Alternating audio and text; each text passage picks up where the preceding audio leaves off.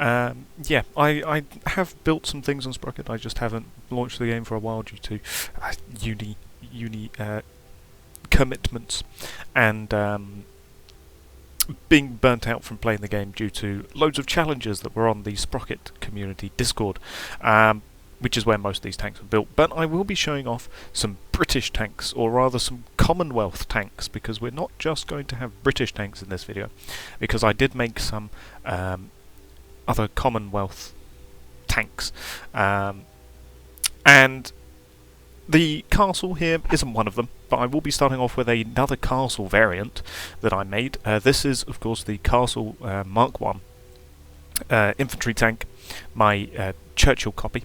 And what I'm going to be showing here is the Castle Mark 1 AVR, or Armoured Recovery Vehicle. Sorry, ARV. Not AVR, ARV, Armoured Recovery Vehicle. So what this is, it is... There you go, let's take it off of X-ray. What this is, it is a conversion of the original castle infantry tank, and the turret has been removed, and in its place has been a supply area, just for moving things around, engineering, and also having a massive damn crane attached to the back of it here. So the crane, I'm actually quite happy with how the crane was, I managed to build the crane.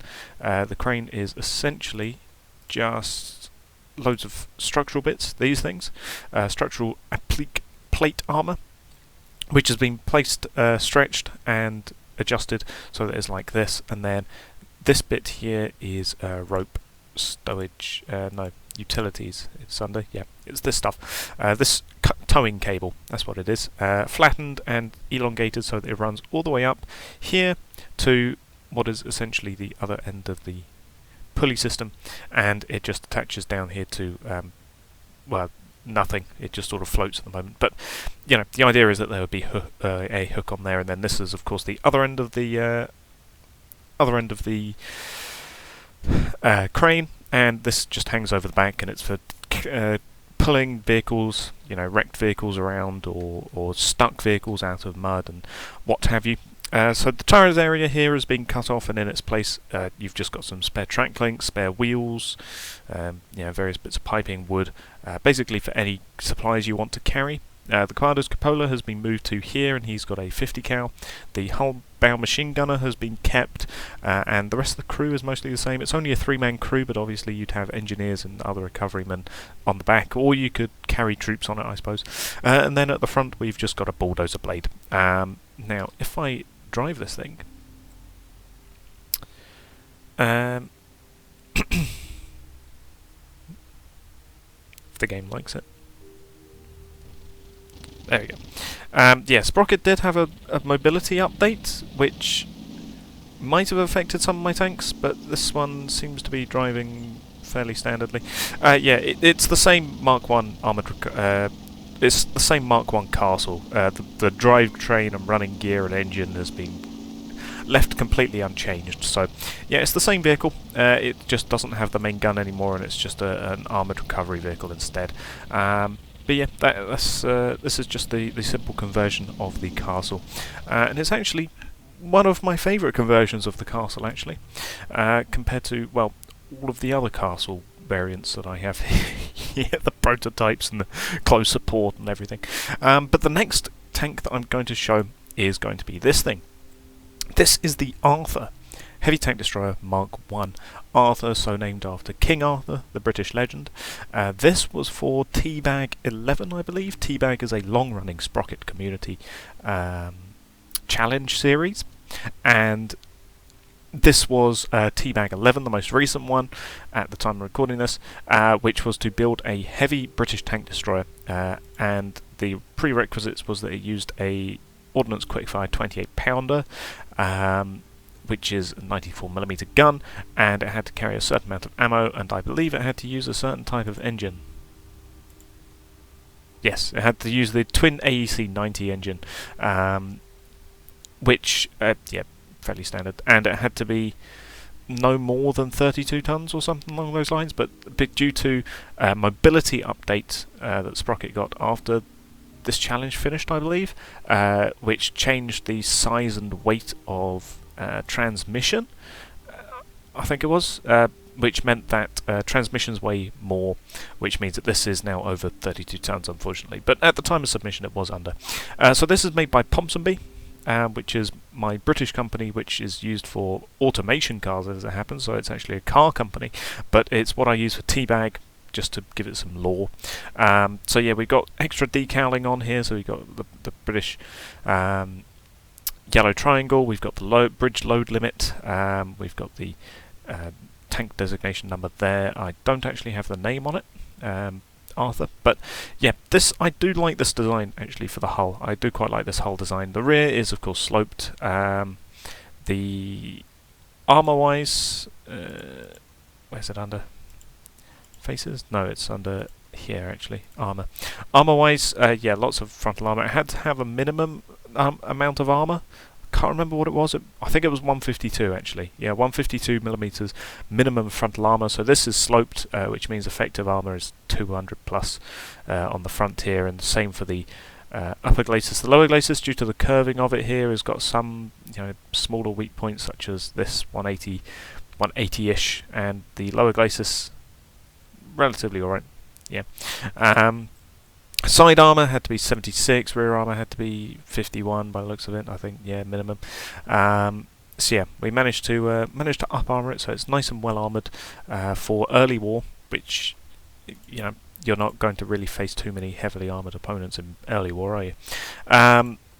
Gun-wise, 163 millimeters of penetration, which, this is the gun that was given to us, so we had to use this gun, so not really any way of moving around this thing, but yep, the gun, it's not too bad. It had to reach a minimum at top speed as well, but I honestly don't know if it's going to reach that top speed anymore, due to, again, mobility update, but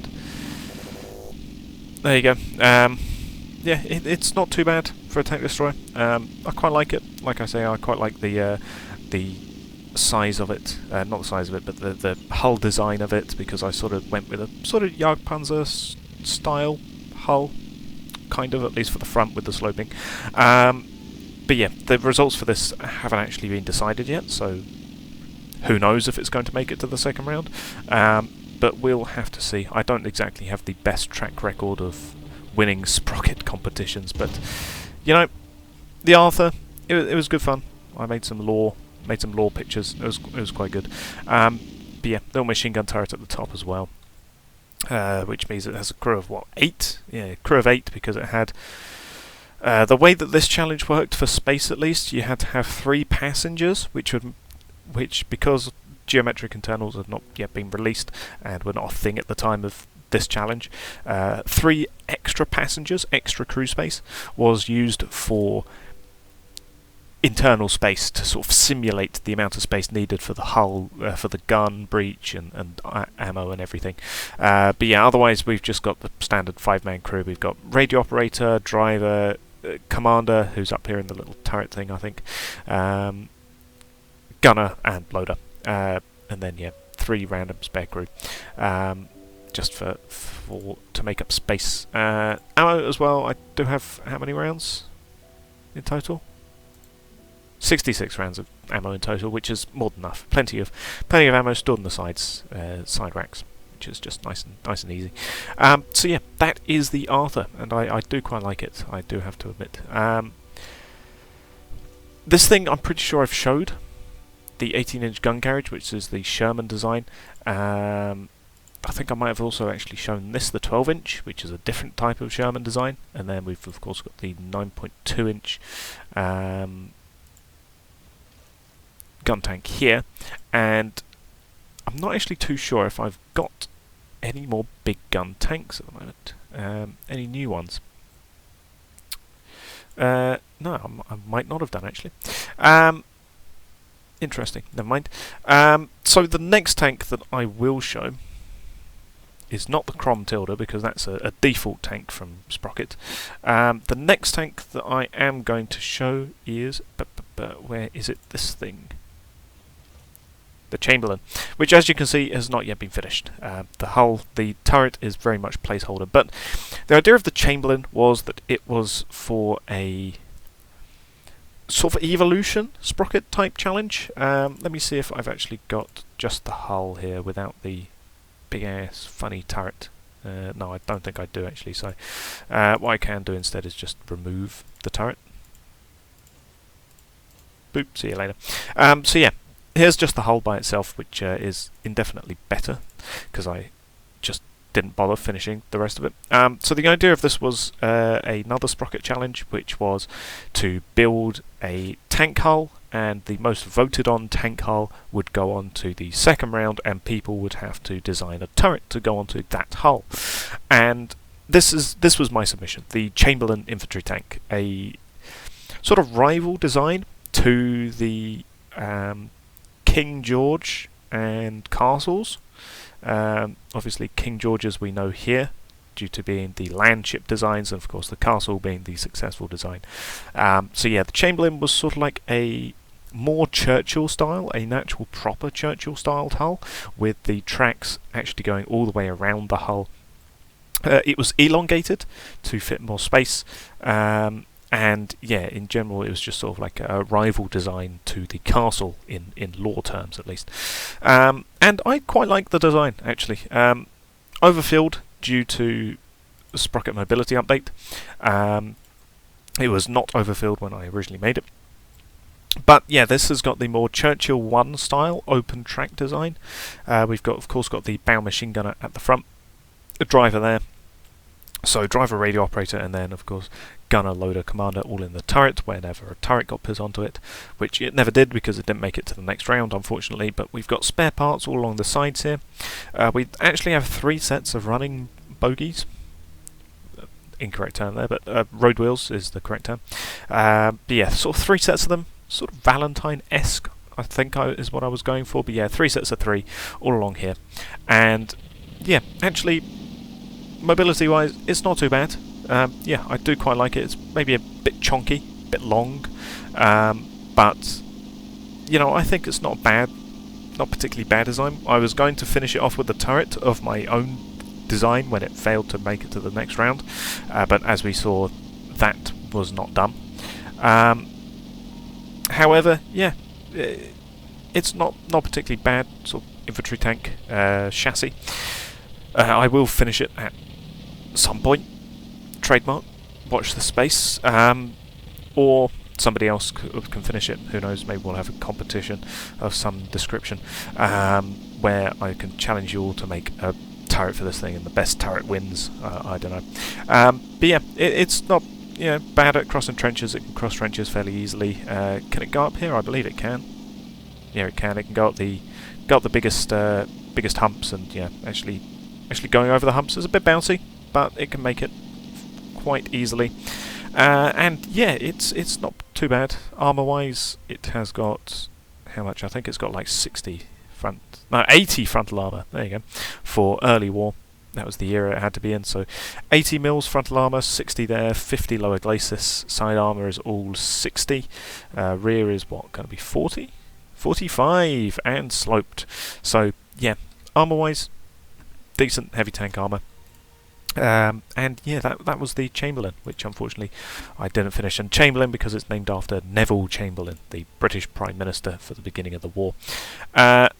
And talking of that challenge, the actual tank that did come through was this tank. Turret is not connected to the vehicle because Sprocket did this, where it sort of stopped things from being connected. There you go, that'll do it.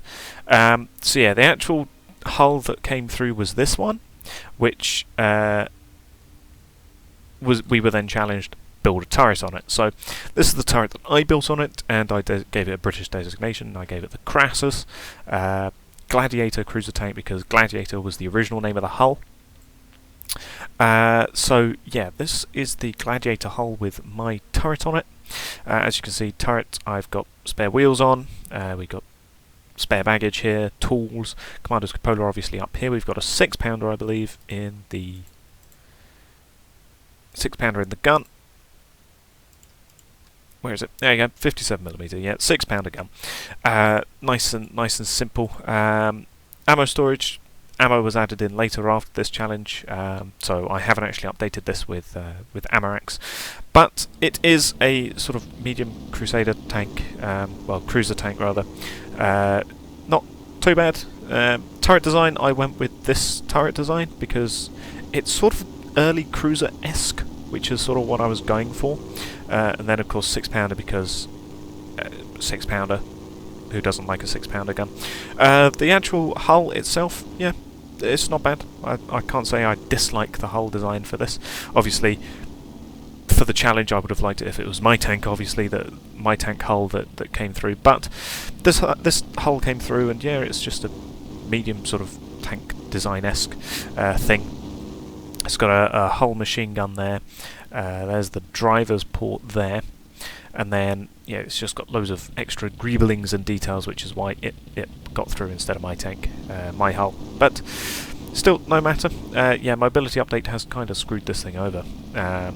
As you can see, it doesn't like to change gear. It's sort of stuck between gear 1 and 2. Oh, there you go. Managed to get up there. But yeah, it's just a sort of early war medium, early war light tank. Armour-wise, yeah, nothing particularly great. 25 because the front hull was 25. Yeah, like I say, early war cruiser tank. So, yeah, all of it's 25 around the sides. What's this? 10 at the rear. Yeah, cruiser-ish, cruiser tank-esque armor. So, yeah, what more could you really ask for? But yeah, so that is the Crassus, and Crassus to keep with the Roman theme. Yeah, Marcus Licinius Crassus. But yeah, so that is the Crassus. Now the final tanks that I have to show are on this thing, on this side. This is the Neville infantry tank. Why is it the Neville infantry tank? Well, because there was a Sprocket Discord challenge again. Like I say, lots of these tanks, well, pretty much all of these tanks are from being built for a challenge of some sort. But there was a challenge which was to build an airborne light tank of the Cold War / post-Cold War era. And so everyone was sort of looking at it and they were sort of going, oh, you know, we could make an M22 Locust style design, or we could do like a M551 Sheridan type design, or like a Bulldog design, or anything like that, or a Tetrarch design. And I looked at the Churchill and I went, you know what would be good? If we could airdrop in a Churchill for people. So that's what became of the Neville. So, yeah,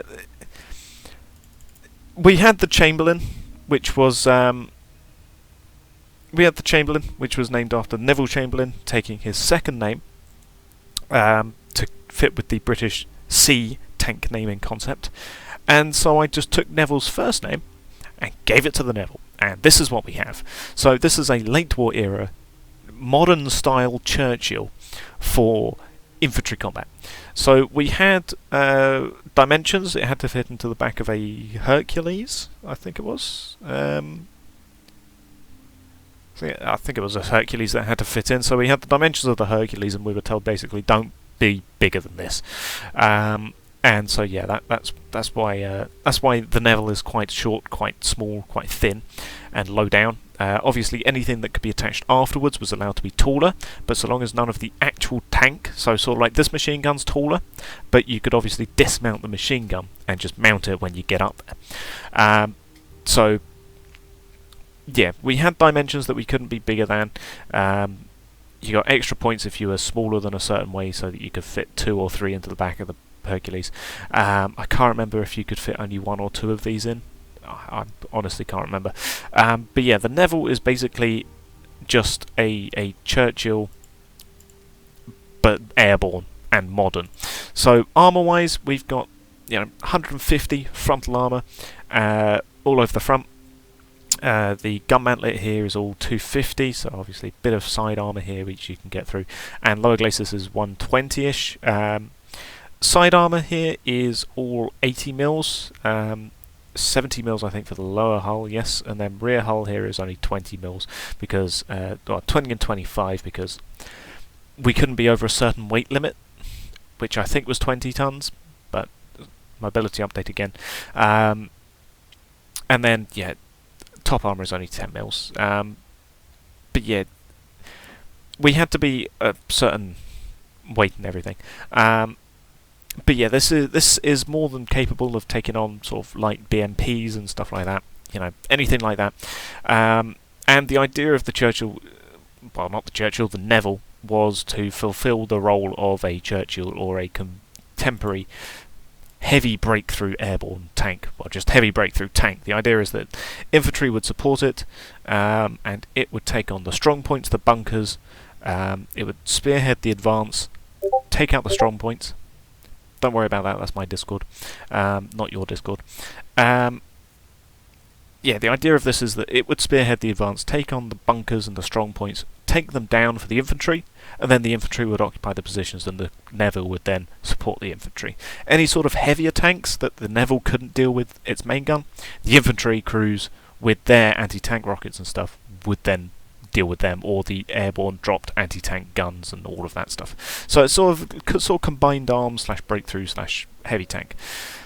And because it is, you know, infantry support tank, not anti-tank tank, I've fitted it with a short-barreled, well, relatively short-barreled 105mm gun here, which has got 163mm of penetration. We do have 48 rounds of ammo also stored in the turret. Don't ask where the actual gunner and commander and crew sit. Don't worry about it. But yeah, it is also quite fast if we look here at mobility-wise, engine-wise. It's got a 9-litre V6 engine, which, yeah, it's not actually too slow. Yeah, it's relatively mobile for being a breakthrough heavy tank. Roughly 5-second reload time on the 105mm, which again, good enough for taking out any sort of light vehicle or medium armoured vehicle. You know, heavier Eastern Bloc tanks will be a bit of a struggle for it, but against any sort of light vehicles that the enemy might have at any sort of point that the airborne's trying to take, the Neville can quite easily deal with it. So, mobility update has kind of screwed over this, because it shouldn't be stuck at second gear like this. It was actually relatively fast for being a heavy tank. It could reach, I can't remember how fast, maybe 30 miles an hour or something. It was relatively fast. But yeah, as we can see, it's got some spare parts on it for if it does need repairs in the field. We've got some spare bits on the back. We of course have the 50 cal roof machine gun. We also have a hull frontal machine gunner. I actually managed to fit 5 crew in this thing. I had to fiddle around with it and remove some of the fuel to actually fit people in here, but I did actually manage to fit 5 people in. We've got the radio operator down here for the hull machine gun, driver, gunner, radio operator, gunner, loader, commander, all in the turret. It's a proper 5-man crew tank, this. And yeah, it's just generally a modern breakthrough airborne tank. And the companion for it is the AVRE, the Neville AVRE airborne tank. Again, 5-man crew. This time, firepower, instead of the 105mm gun, we have got a 195mm howitzer. 131mm of penetration, terrible dispersion, but it's for taking down proper strong points and really taking down crew. Well, taking down infantry. So this is a real support tank, real infantry support tank. And yeah, the barrel doesn't even show here in the gunner sight. That's how massive it is. And if we yep, there you go. I fitted this thing basically just with HE. Yeah, 20-second reload on this thing. It's not a particularly fast reload, but it is just a AVRE tank to fight with the airborne. So the enemy's not expecting them to have big guns. Up rocks the Neville AVRE, and knock knock on the door. Big old boomstick. Yeah, it can deal some damage against strong points. And of course the front has been up-armoured as well. We've got some extra track links on the front here, and we've got some applique armour bolted onto the front there just to give it a bit of extra strong frontal armour. Which does mean it does weigh a little bit extra, and we also don't have a lot of ammo. We have 12 ammo stuck at the back of the turret there. But yeah, otherwise it's unchanged. Yeah, the Neville wasn't actually changed for this all too much. I just had to figure out how to fit the new gun in and some ammo and keep it all in par. But yeah, so that is the airborne Neville tank. And finally, The reason why I say that this video isn't just the British is because we have got this. Once it loads, here we go. This is the Woomera Infantry Tank Mark 1, aka the Australian Matilda. So this was for an Australian challenge, which was basically build a tank, build a home defence tank for the Australian Army to deal with Japanese tanks. And I took this a step further. So obviously I went with the Matilda because the Australians like the Matilda a lot. And I basically took the challenge idea, which said you had to make it so that it was good for dealing with Japanese, but then I thought, what if I was to just take it a little bit extra and make it good for dealing with North Africa, because of course the Matilda, Queen of the Desert, North Africa. So the Woomera is basically proof against both German and Japanese tanks, so it can support the Anzacs in the desert as well as in the jungles. And this is it. So Woomera, it's named after the Aborigine name for a spear thrower, I believe it is, the Woomera. It's a spear throwing assist aid used by the Aborigine people. So we've got the Australian flag there, we've got the Aborigine flag here, and then as a little funny Easter egg, we've got the flag of Australia-Hungary. Because why not have Australia-Hungary on there? So some of the rules of the challenge here, just to explain some of these things that I have, it had to have adequate crew ventilation for the heat of the jungle and the Australian outback. It had to be able to carry water containers. It had to carry water for the crew, and I suppose also for the tank, so provisions, and pretty much adequate ventilation just for the crew, the engine, and water for the crew. And it also had to be had to have two different camos supplied with it. The first was for a Australian outback camo, and another one for the jungle. And we had example images of what sort of colours we should use. So this is the colour for the Australian outback. This is the one for the Australian jungle. Well, not the Australian jungle, but for the jungles in general. So, yeah, this is the jungle camo, and this is the desert camo, the outback camo. I do really like this camo. I used a free camo creation software on the internet to make this camo, and I think it came out really nicely. So, yeah, this is the basic Woomera. So we've got crew ventilation here and here going straight into the compartment there. We have got a massive ventilation up the top here as well as on here. And something else that was noted was that the ventilation had to be able to be covered. So I've got these hatches on the side here. These are just covering hatches which, when closed, will obviously just cover the ventilation to stop the enemy from chucking grenades or gas or whatever through the ventilation here and killing the crew. So yeah, that's what these things are. They're just covers for it. Clunk. So yeah, I went all out on this, well, pretty much all out on this challenge, and I did actually come 5th, which I'm very happy about. That is a good result for me, coming 5th in a challenge which had like 40-something competitors, which, yeah, I'm very happy about it, especially with the Woomera being how it is. Yeah, so it's a 4-man crew. Yeah, 4-man crew, so we've got the driver in the hull here, and then we've got the gunner, loader, commander, radio operator in the turret. Spare parts on here. We've just got some extra greebling on here, just sort of like holders for track links or whatever. We've got some spare containers here, spare track links. These massive drums here are the water drums, carrying 600 litres of water. And then this is just some spare parts again. More spare parts, ventilation for the engine all the way around here. These are the exhausts, obviously, and then these are actual spare fuel, because another part of the challenge was that it had to be able to travel a long distance without resupply. So you had to be able to carry spare fuel. So these are two 600 litre drums on there, and the fuel tank is actually the default 600 litres as well, and it's all under 25 tons, which was the maximum. Some people made cruiser style tanks, some people made Matilda style tanks like this for mid-war era. So yeah, 1200 litres of fuel, 600 litres of water meant that it could drive for very long distance without requiring resupply. We also have got a 7-litre V12, aka a twinned engine setup like the Matilda. Armour-wise, we've got 90mm of frontal armour on both the hull and the turret.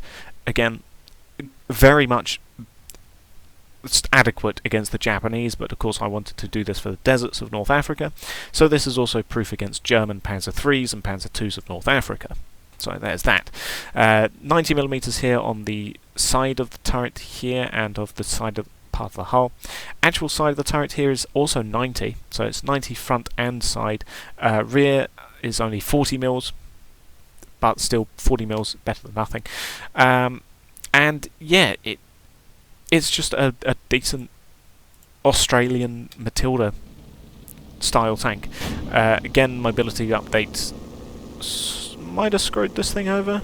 I can't remember. It was never particularly fast to begin with, but it was at least as fast as a Matilda. But this, yeah, mobility update, changing the transmission, has not done the Woomera any favours, unfortunately. But yeah, it's a decent infantry support tank. Or well, just infantry tank in general, rather. We do have a 6-pounder in the turret here. Some people went with 6-pounders. A couple of people went with 17-pounders, actually. Some people also went with 2-pounders, I think, as well. So we had a pretty big array of guns. I like going with the 6-pounder because, again, for the deserts of North Africa, a 6-pounder is good for dealing with Panzer IIIs. And later Panzer IVs down the line. Or just, you know, Panzer IV infantry support tanks, which were, I believe, in North Africa at the time. But yeah, again, 6-pounder is way more adequate. It's far more than adequate to deal with Japanese tanks. A 2-pounder would have been adequate to deal with Japanese tanks, to be perfectly honest. But again, I wanted to go with against German tanks in North Africa. These bits here are just some tarpaulins, just to sort of set up a little bivouac cover for when the crew stop to do whatever they want, have a rest or something. They can set that thing up and they've got some protection from the sun. So yeah, that's that thing. I do actually have 2 more variants of the Woomera. The first is this, which is an infantry support tank style, the same way as the Cheetah close support and the Castle close support tanks are. So it's got a 95mm main gun here. Where are we? Here we go. Yeah, 95mm main gun. Ammo, 56 rounds of ammo. What did the original Woomera have? The original Woomera had 138 rounds, so it had far more rounds than was really necessary. But yeah, close support tank. These ones are showing us outside for some reason. There you go. Let's fix that. Yeah, so less rounds, but it is larger caliber rounds, and they are also some APHE and some AP. So yeah, we've got both HE and HE and AP for dealing with Japanese tanks or German tanks, or just dealing with infantry or infantry fortifications, basically anything. It's a close support tank. What more do you want? It's just it's just the Woomera, but with a different gun on it. But the final tank of this video, and the final tank type that I'm going to show you, is this, which is the Woomera Duplex Drive, which is there was another challenge which ran shortly after this, which is actually Build of the Week or Build of the Fortnight. I can't remember the official name of the channel, but yeah, it's basically Build of the Fortnight, where it was like, here's a prompt, build something within a fortnight, and whoever gets the most points gets a well done. That was kind of the thing. And the one shortly after this Australian challenge was to build a amphibious tank. So I've never done one of these things before, so I thought, let's do a Duplex Drive tank. So this is the Woomera Duplex Drive. So what we've got here is we've got the original Woomera, unchanged as it was, and we've added some side panelling under here, which runs all the way around the tank. And we've got all of this canvas screens here, and the idea is basically the same as any of the Duplex Drive tanks. So Valentine Duplex Drive or Sherman Duplex Drive tanks, they're all the same sort of concept. These things would go up when it came out of the landing craft, These sides would go up, and the tank would be able to drive itself from the shore onto the land. So I've made some propellers here using some bits and pieces which are not bad as far as propellers go, at least in my opinion. I think these are pretty good propellers. And yeah, these are just some side tarpaulins which will go up and protect the tank. So let's drive quickly over to, well, I say quickly as this thing can go, especially with the mobility change. Are we stuck? We might be stuck. Come on, Woomerer, you can do it. Do it for the Anzacs. Do it for Australia, Hungary. See if we can't use the gun here to our advantage. Turn. Turn. Turn. It's sliding.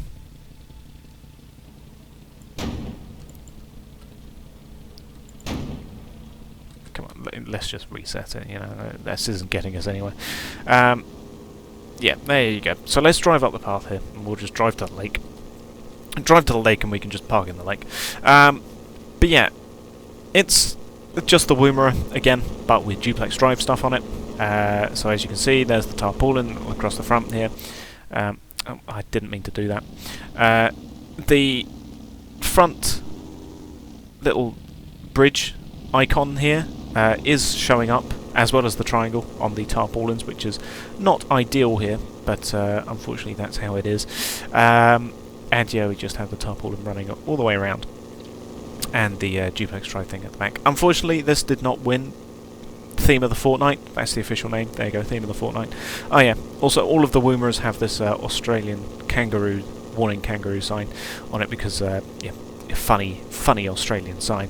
But yeah, it's just Australian Matilda. Oh, that's not where I want to go. Come on, the lake's just over there. Come on, Woomerer. We can do it. Have you stopped? Come on. Turn, you big lump of metal. It doesn't want to turn. It's just stopped. It doesn't want to go over to the lake, I don't think. Well, I guess we're not going over to the lake then. Oh, no, here we go. Come on, turn. Come on, stop getting caught on the geometry of the surface of the drain. Let's get to that lake.